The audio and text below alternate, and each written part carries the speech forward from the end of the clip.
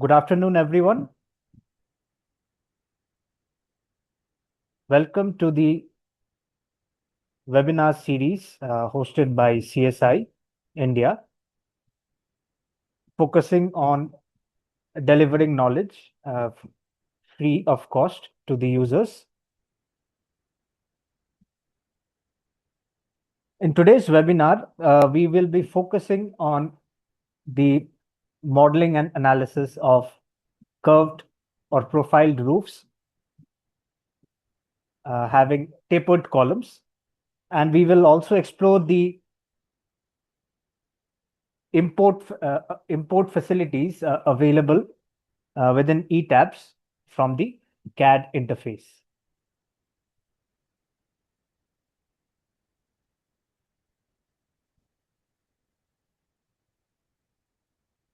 So the objectives of our webinar are as follows. We will be focusing on modeling vertical curves in the eTabs model. So for modeling vertical curves, the user can use the manual method of moving the joints as per the location of the curve. However, that is a cumbersome process. So we recommend the 3D import capability available within the eTabs software. So the user needs to create a 3D DXF file of the curve and then import it back to the eTabs model. We'll also look into non-prismatic section definition for modeling tapered members. We'll look into the gravity and wind application and briefly discuss on the non-prismatic sections. So we will basically go through the entire workflow of importing and modeling the geometry. So this is the recommended workflow. I will just briefly, what I have just said earlier, we'll just go through it briefly. So the first step is the creation of a 3D DXF file in a CAD platform. The next step would be to create a new file in eTabs having the grid system, and we will also define the material and section properties in this model. Next step would be the import of the DXF file. Then we will define the story system so as to not hamper the member integrity. Like we always recommend that the entire column should lie within a particular story. It should not be broken into multiple stories until and unless there are other horizontal members connecting to it. Next, we'll complete the geometry. We'll assign the properties, releases, etc., apply the loads, and then review, analyze, and design the model. Now, going into the steps one by one. So in the CAD platform, you should model the objects in different layers, or in fact, it has to be carried out by the drafting team. So in the drafting team should have the knowledge of providing the elements or objects in different layers. None of them should lie in the layer 0 of the CAD platform. So in our sample model, we have created 3 layers. One is for the columns, and next for the truss top and bottom chord, and for the web members.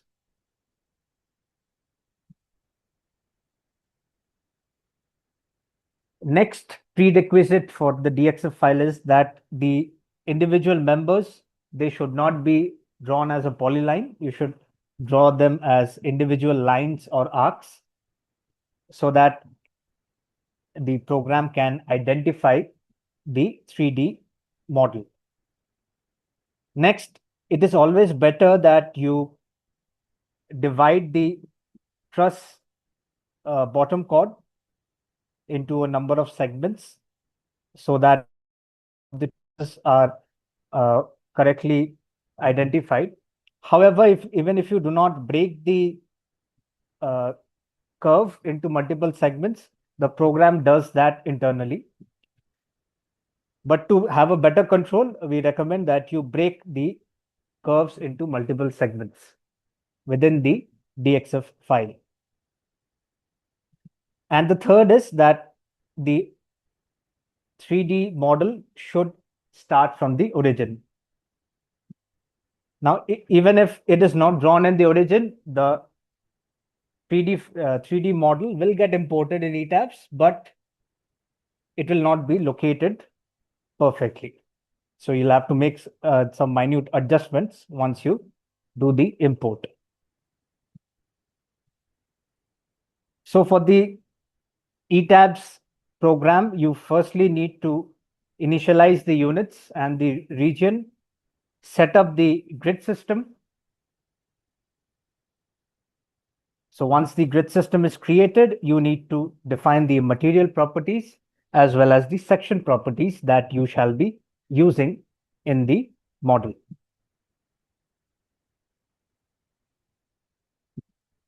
Okay, for a curved profile, the vertical angle is generally quite high. So the maximum inclination for horizontal floors by default is 20 degrees in ETABS. So you need to increase it to a higher value so that the horizontal floors are identified correctly. Otherwise, it will be modeled as a wall object.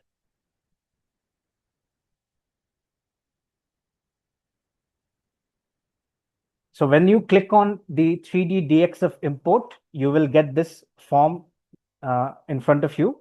Here you will be asked by the program to select the layers which contain the objects that need to be imported. So you need to be aware of the layers in which your structural objects are located. You need to select them, and then you can assign the properties from this default properties form. But however, you need to do some fine tuning once you do the import that we will see in the example model. So non-prismatic sections are used for modeling tapered objects, which can be tapered columns or tapered rafters, beams. Tapering can be done for both the depth as well as the width. So this is the non-prismatic section definition form. So you need to select a start section and a end section and provide the proportion of the tapering and specify the moment of inertia variation along the local axis 3 as well as local axis 2.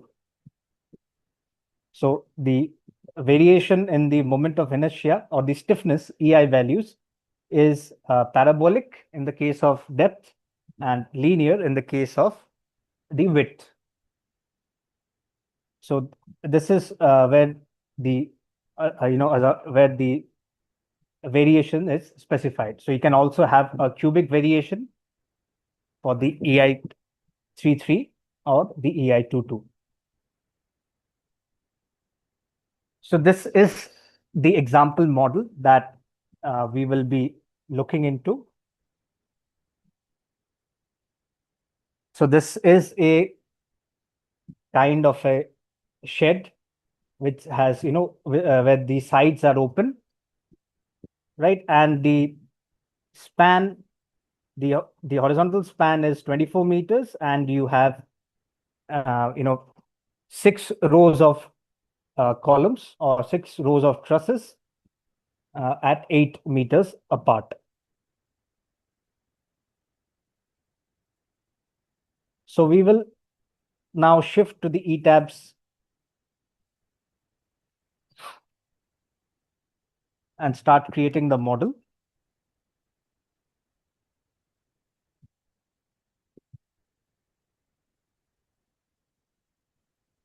So we have two sets of DXF files with us. So one DXF file is for the single truss, and the second DXF file is for the complete truss. You can, even create the entire truss in the DXF file and import it to the software. However, we will not be recommending this procedure because there can be some connectivity errors that will result in the inaccurate results. So the drafting team has to be very qualified in order to create the entire 3D model. So I will be demonstrating both the procedures. So in the first procedure is we will import the a single truss from the DXF file and complete the model in ETABS. So first step is we'll go to the file, new model. Here we will be selecting the units and the region.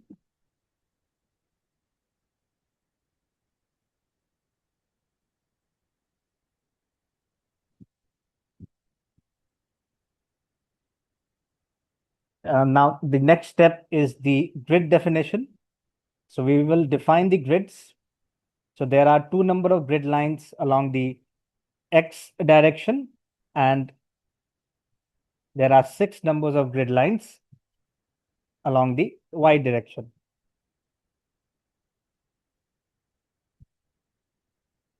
And the spacing in the global X direction is 24 meters, and along grid Y, it is 8 meters. Story definition, we won't be doing it now.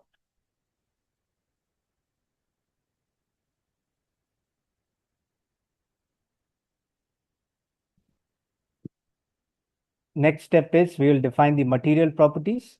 So we'll go with the default FE345 grade.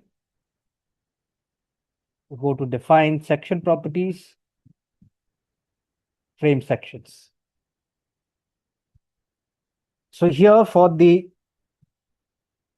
truss, we will be importing some of the pipe sections from the Tata Steel database.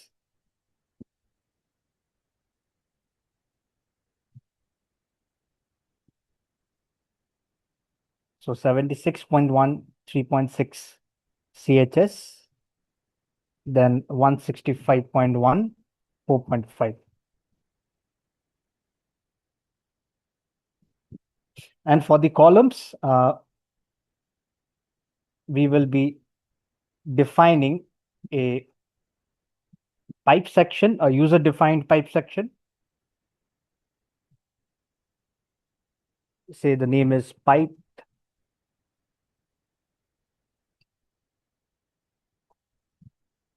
200 by 12. So 200 is the outside diameter and the thickness is 12 mm.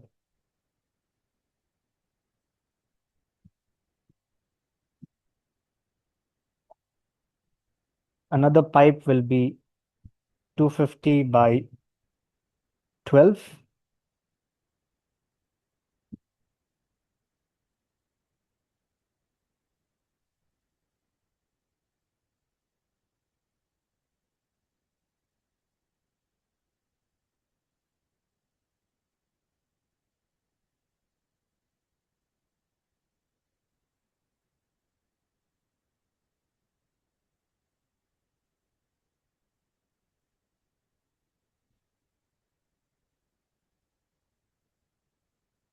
Lastly, pipe 500 by 14.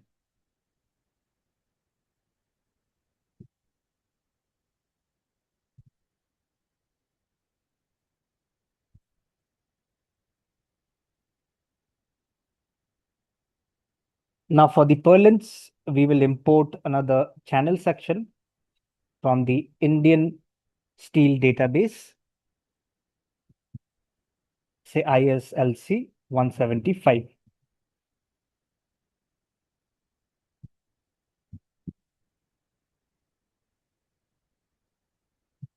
Now we will go to the file menu, go to import DXF file of 3D model. So here we will import the single truss DXF.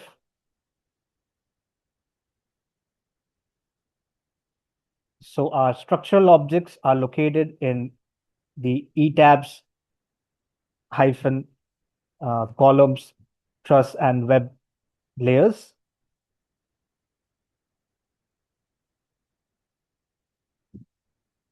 So from here, to get a head start,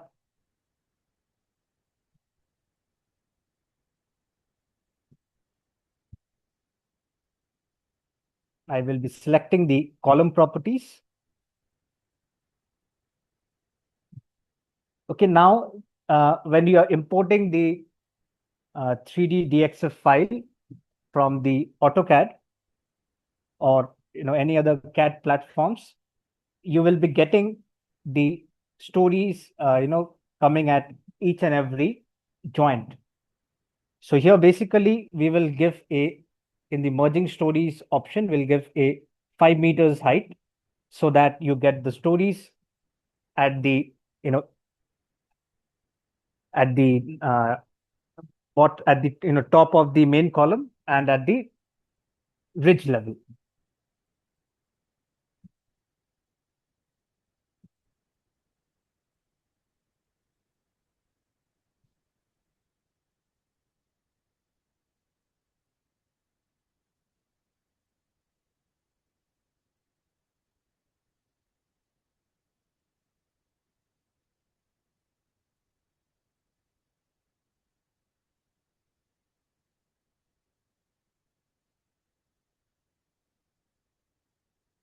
Okay, so on import, I'll turn on the elevation 1.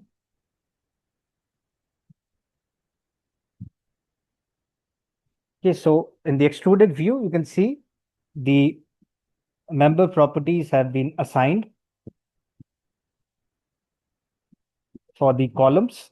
Now, some of these members, since they are at a very small inclination to the vertical profile or the vertical plane, they have been assigned as column properties. So we will be basically now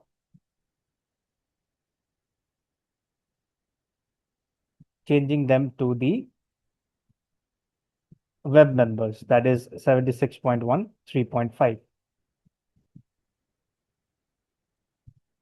Okay, so in the first example, where we are, loading with the gravity loads only, here I will not be doing the tapered columns. Okay, so for the branch columns, I'll be using the pipe 250.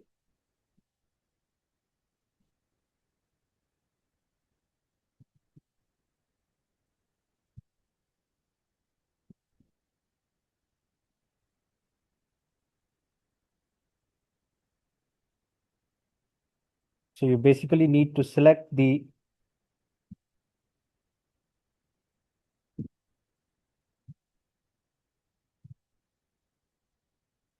bottom and top chord members and assign the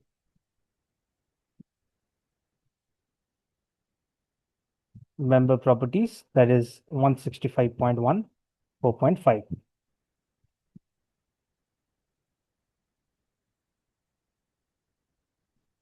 Then check the extruded view.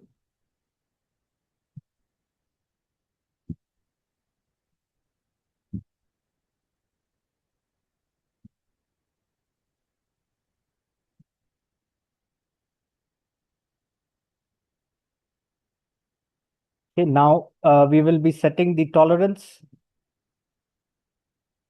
So you can see the default is 20 degree. We'll change it to 40 degrees so that the roof shells that we model get identified as a floor object.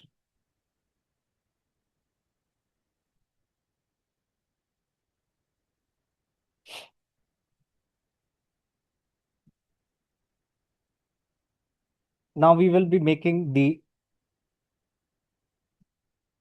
uh, we'll be assigning the frame releases. So we'll select the web members,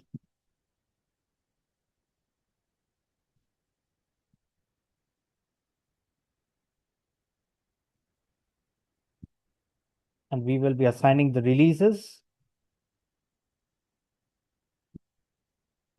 And even for these tree columns or the branch columns, we will be providing the releases here. And we'll be removing the releases from here so that there is no instability issue.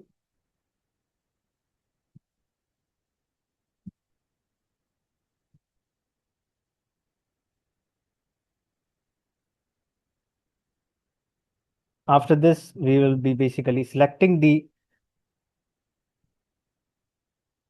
frames and we will replicate them in the other grids as well.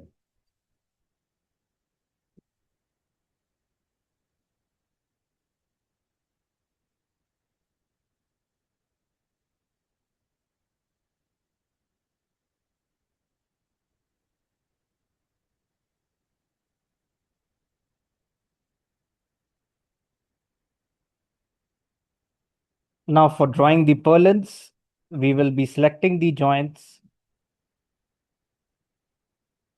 in the top chord, and we will be using the extrude editing tool available with us. So before we do that,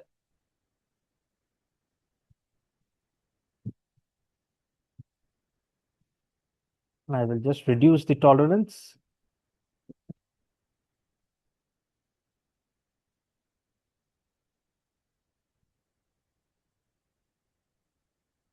Edit, extrude joints to frames.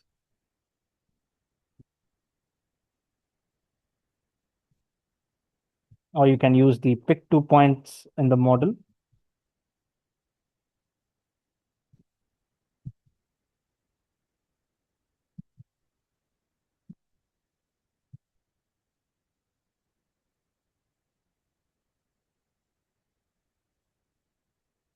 Okay, so it gets assigned a default property. So we will be selecting them in the 3D view and we will assign them the section property that has been provided that we have selected for the purlins.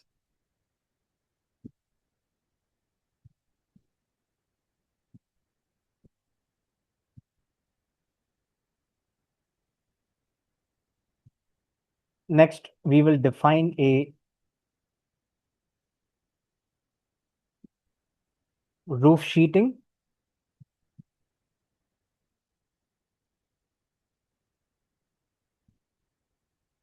which will be of the type membrane, and we will use the special one-way load distribution. So let us give an arbitrary value of the thickness, say 2 mm.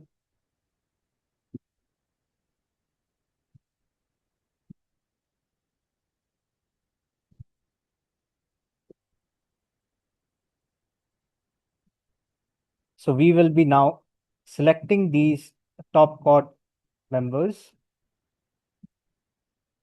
and use the extrusion for creating the roof sheets.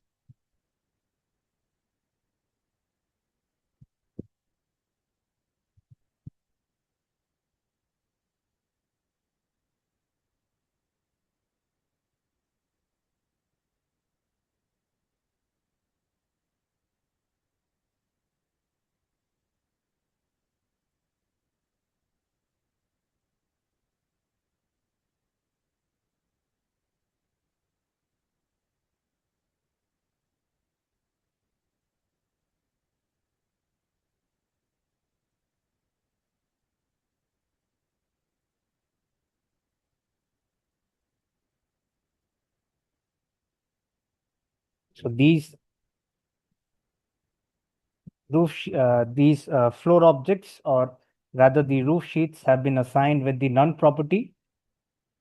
So we will be selecting them, and we shall assign the roof sheeting property.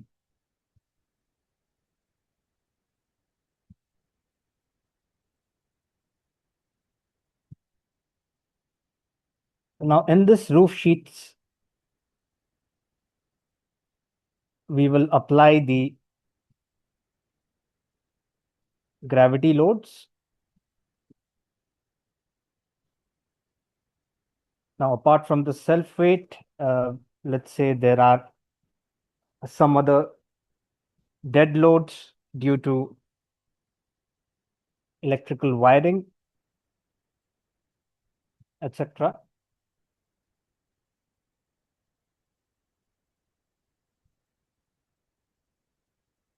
Next, we will apply the live loads.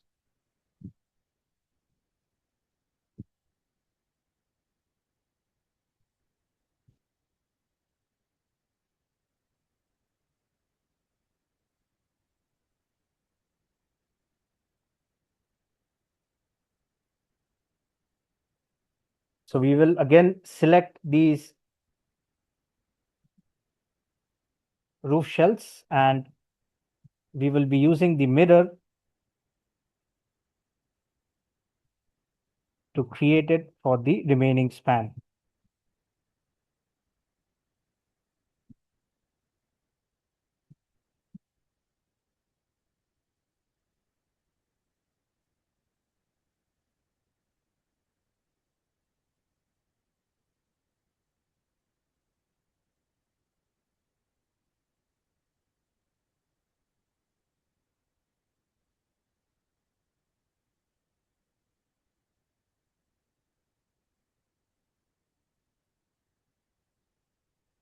Now we will basically select the roof sheets and replicate it for the remaining bays.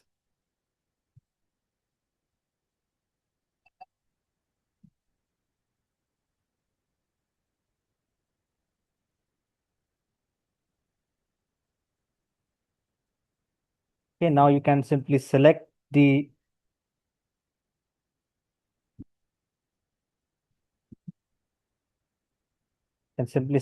joints at the base and change the fixity.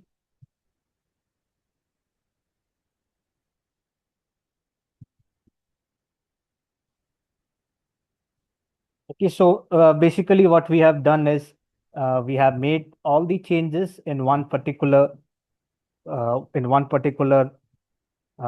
portal, and that has been replicated elsewhere. So you can see now the releases will be applied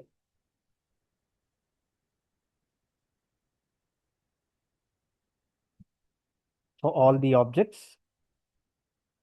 Now, specifically for the purlins, you can provide the releases by selecting them in the 3D model like this, and you can apply them.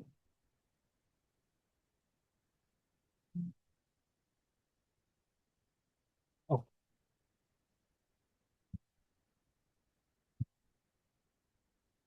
I think the purlins.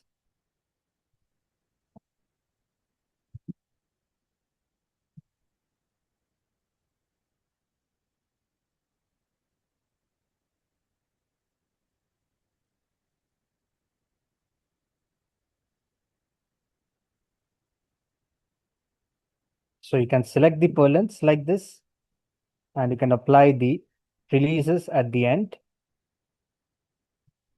So we will be basically making the use of continuity at the intermediate joints.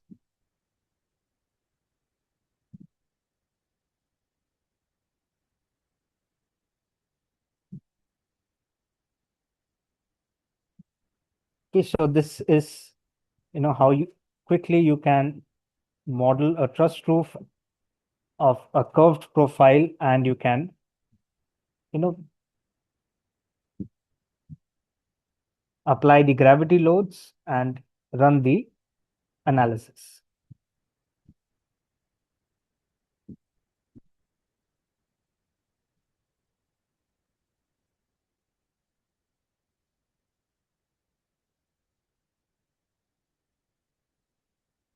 Okay, so you can also verify the load transfer for the dead and live.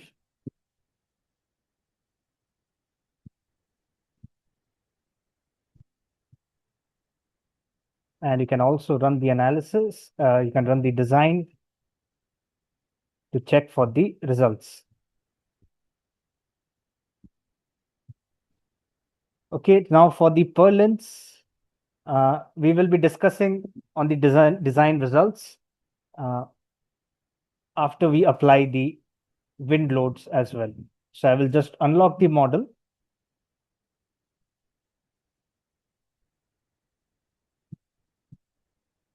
Now for wind load application, what has to be done is you need to go to the define load patterns. So we will be creating 4 cases, that is WX plus,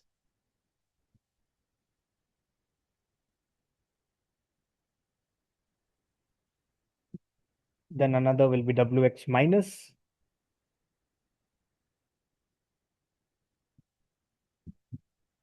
then you have a WY plus and a WY minus. So here we will be using exposure from shell objects for the wind load application.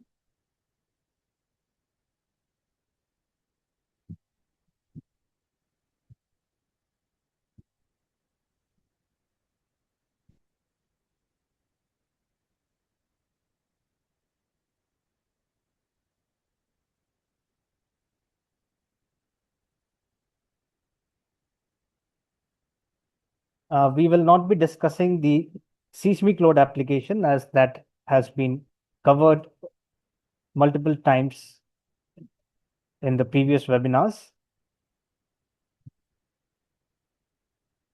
So what we will be doing now is we will be applying the wind pressure coefficients to the roofs. So to do that, we will be working in the 3D view.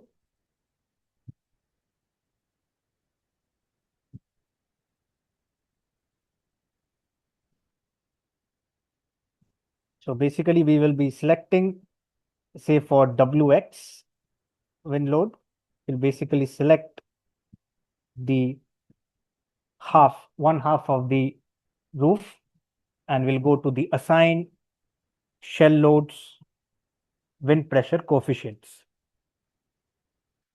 Okay, so here you already know that the wind pressure coefficients, they are applied with respect to the local axis of the shells.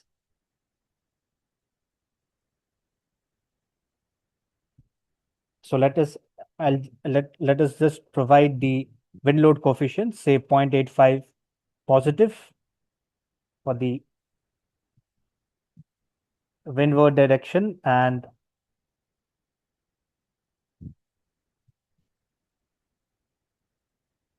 for the leeward it is 0.5.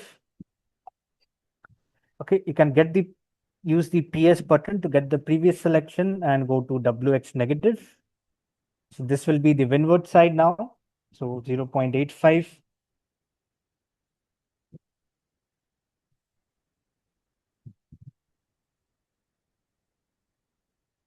And this will be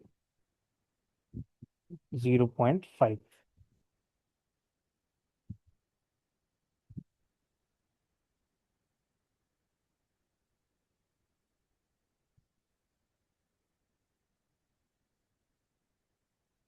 Now for WY,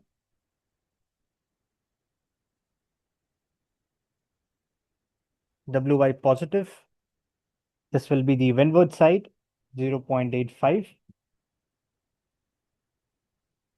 And say here we have a down thrust, which is levered of say minus 0.5. And here we have 0.35 as upthrust. So initially the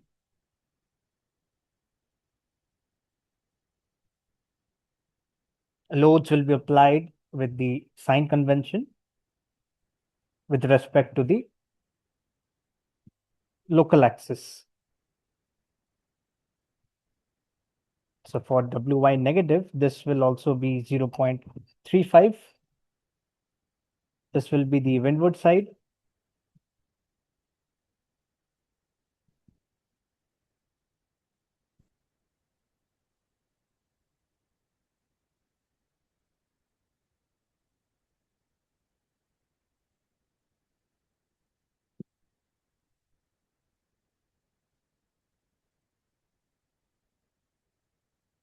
Okay, so you can review the wind load applied.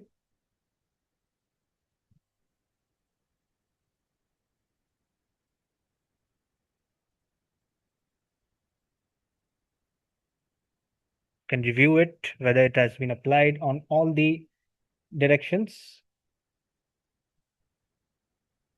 for all the shells. So while selecting, even if the frames are selected, the wind load coefficients will be applied only to the shells.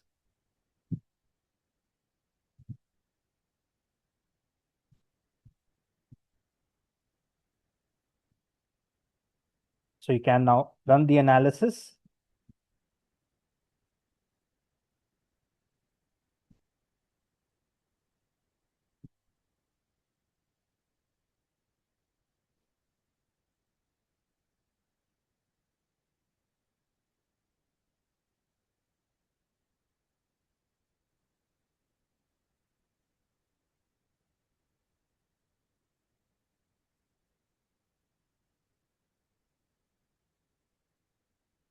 So you can see now the wind pressures, how they are applied after the analysis.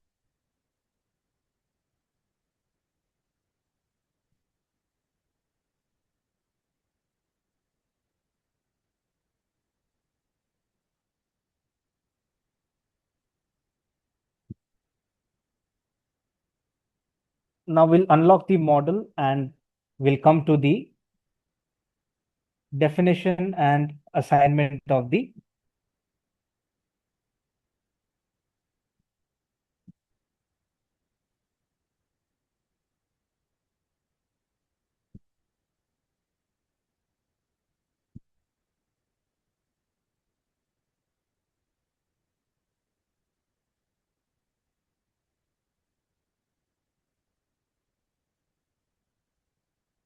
now we'll come to the definition of the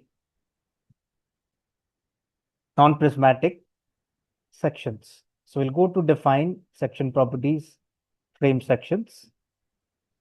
Here we will add a new property, and this will be a non-prismatic section.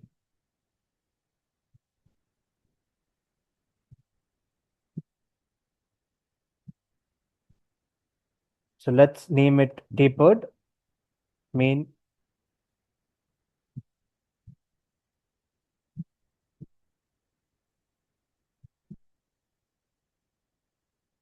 So for the tapered main section, I have it in my PPT. This will be the shape of the tapered section. So we have the 500 dia section up to the mid height, then it's tapering up to 300 from the mid height. So this is how we will be defining the tapered section. So for the first part, this will be 500 by 14, and the proportional length will be 1. Next, we will be having the pipe section 500 to pipe section 300. So this is the tapered main column for the main stem of the column object.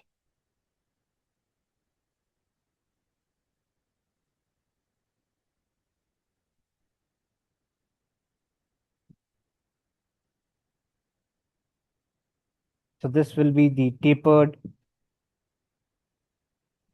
branch.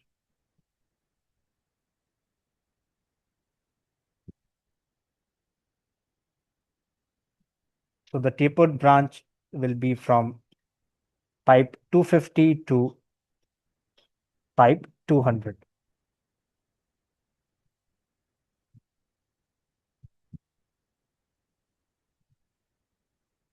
Okay, so we will basically select all the columns and we will go to assign frame section property.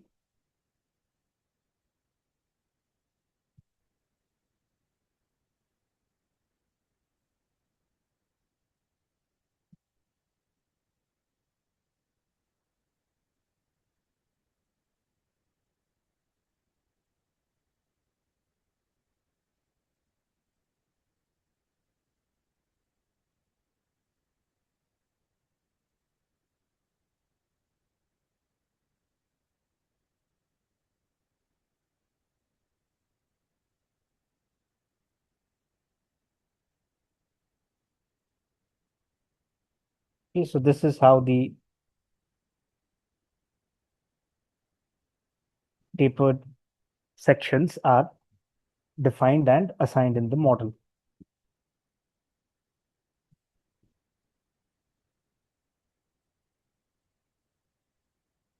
So you can now run the analysis.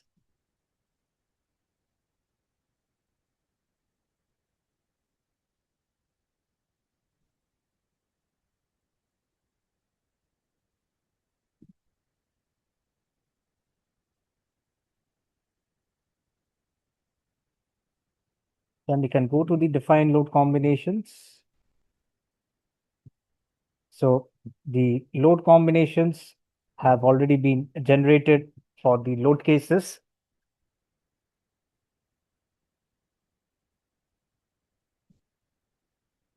Now you can simply click on the start design check.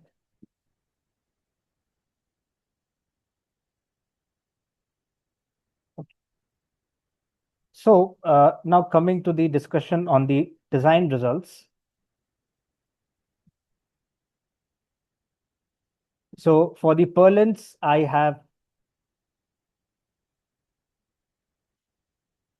so we basically need to check the unbraced length ratios.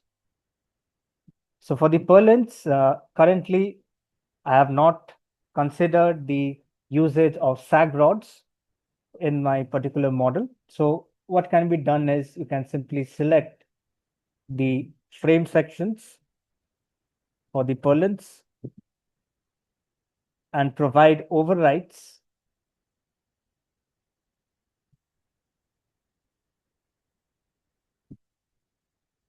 for the minor as well as the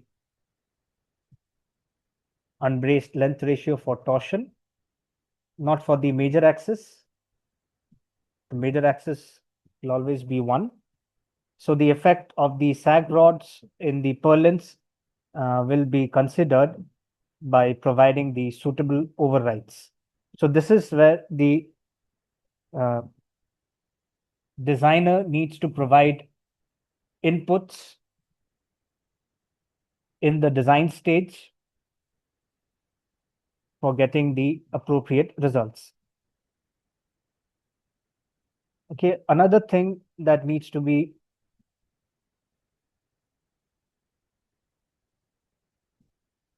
discussed here are the results for the tapered sections. Okay, so the tapered sections are also reported with the demand capacity ratios like any other member. Okay, so you can right click on the member and you will get the demand capacity ratio as well as the location of the maximum demand capacity ratio. Okay, you can click on the report. So you will get the summary and the envelope. So this is the tapered main, and the location is 7500 mm, which is at the top of the column. That has a section property of pipe 300 diameter, which the program is using for the strength calculations. And the appropriate section properties are also used as per the section. And the PMM demand capacity ratio is calculated as per 9.3.2.2a. So here, since the circular section is a symmetrical section, the SRSS of the moment capacity of the moment ratios are utilized for calculating the demand capacity ratios.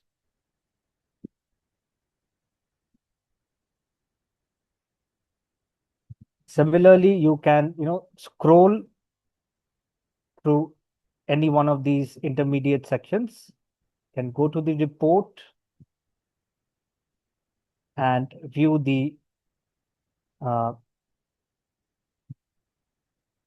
report in this, the demand capacity reports. Now coming back to the presentation. So here we are discussing on the reports of the C16 column. So for the C16 column, these are the critical demand capacity ratios for 7500 mm location that I had just shown in the model. Okay, so the section properties and the axial force and the MCR values, if you just quickly do a manual calculation check, you can easily verify these values that the program is reporting for the tapered section.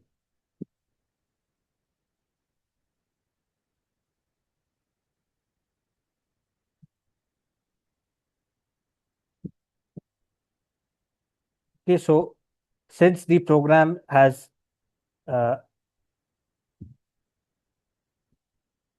limited number of output stations, outputs are calculated at 3.75 and 7.5. You can increase the number of output stations and also verify the intermediate locations. So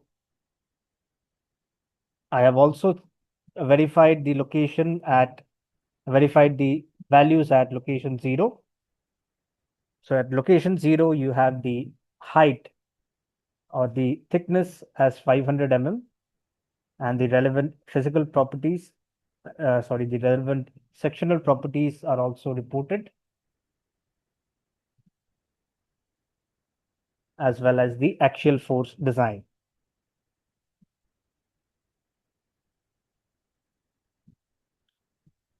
So you can see if you just carry out a small manual calculation, we'll see that the values are close enough.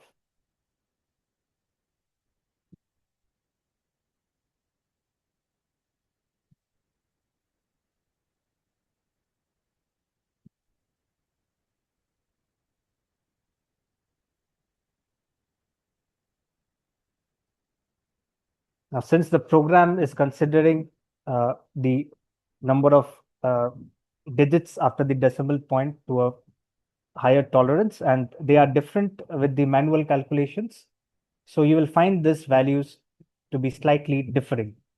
Okay, now I will also import a DXF file for the complete truss.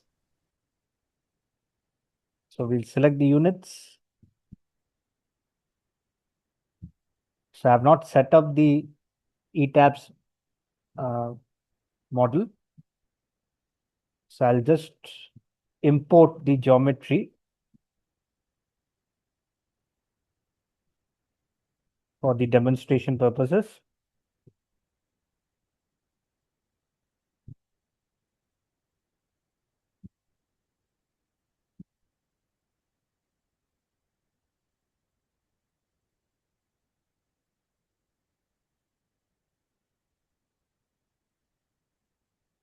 Okay, so likewise, you can also import the entire geometry from the DXF file. Come back to this presentation. Okay, so these are the non-prismatic outputs that we get from the model. Okay, so it is very much similar, only the definition of the non-prismatic parameters are a little different. So thank you for joining in. And I will now take up some questions from the Q&A.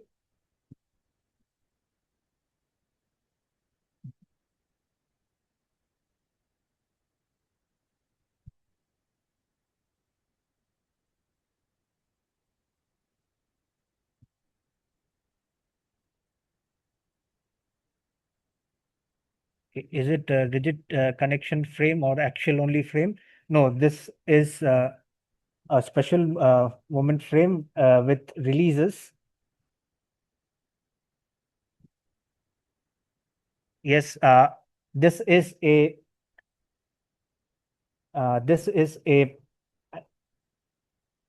ideal structure. The horizontal and the vertical bracings need to be modeled. I have basically created the model for the 3D import demonstration.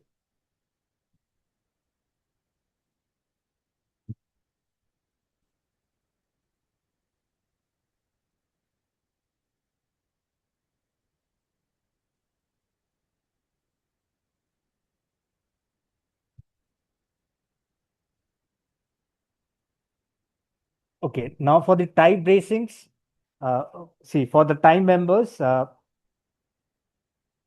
will just come back to this. The tie members have not been modeled in here. However, the effect of the tie members can be uh, introduced by the overwrites to the unsupported lengths or the unbraced length ratios.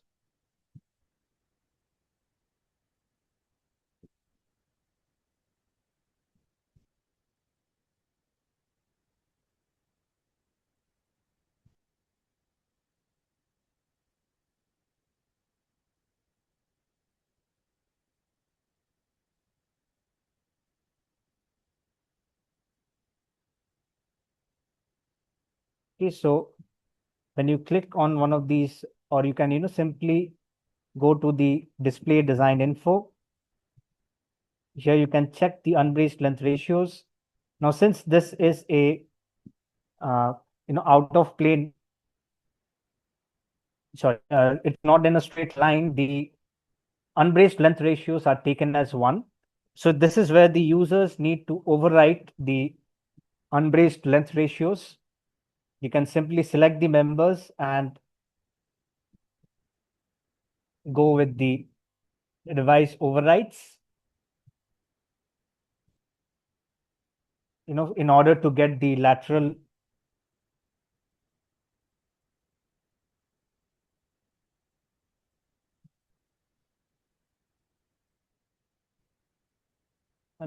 restraints. Okay, so by providing the overrides to the individual members, you can make the use of the uh, lateral bracing, or the lateral ties, the lateral ties. So you can either model them or not model them. That is the discretion of the user. Yes, the wind pressures, they can also be applied to columns.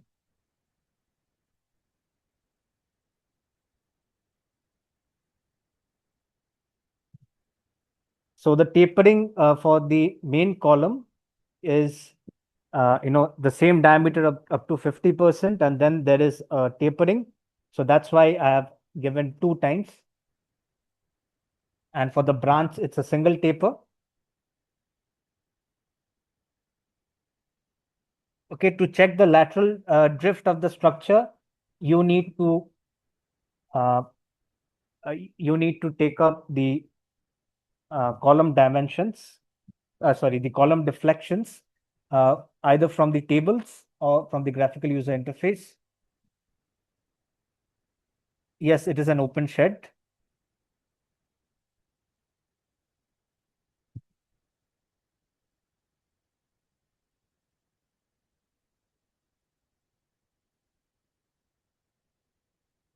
Yes, the recording of the webinar uh, will be shared. It will be available on our website as well as on YouTube, on our YouTube channel. Yes, you can taper not only you know uh, pipe sections, you can also taper eye sections like PEB sheds.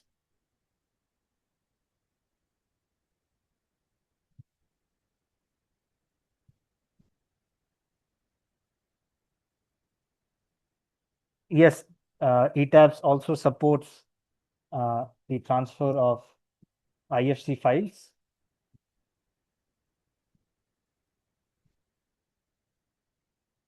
The wind pressure coefficients, uh, these have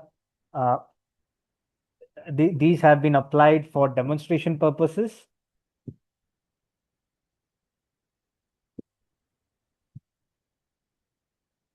Tapered sections can also be done for RCC members as well. I will also be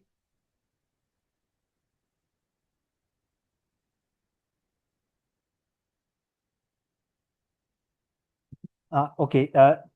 For modeling the truss, it is always wise that you make it into segments in the DXF file.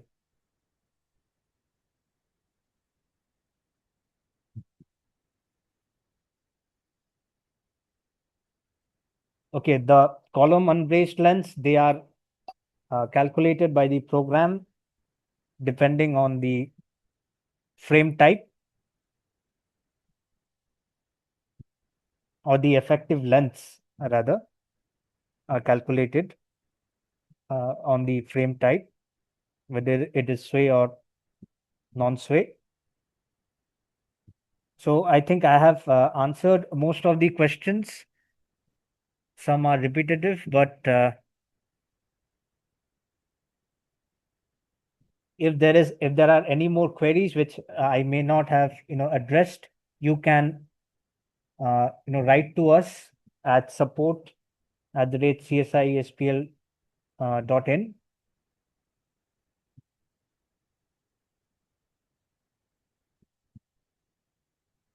And we will be sharing the DXF files uh, through our website so that you can use it for creating the DXF models in your design offices or for your practice as well.